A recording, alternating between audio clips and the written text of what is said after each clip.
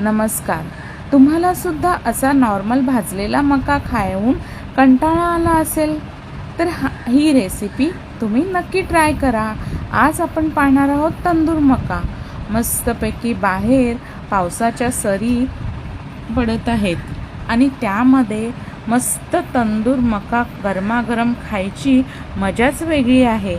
तर आता आपण हे मके पावसाळ्यामध्ये भरपूर प्रमाणात मक्याचं पीक येतं, तर हे मके आणून मस्त स्वच्छ साफ करून घ्यायचे आहेत आणि आपला तंदूर मसाला सर्व लावून घ्यायचा आहे. त्यानंतर आपण मॅरिनेट करून घेऊन ते मस्तपैकी भाजून घ्यायचे आहेत. आता हे चांगले व्यवस्थितरित्या भाजले की त्यावर आपले सर्व मसाले लावून घ्यायचे आहेत. आणि काय मग मंडळी, मस्त पाऊस पडतोय आणि गरमागरम मका खायची मजाच वेगळी ना.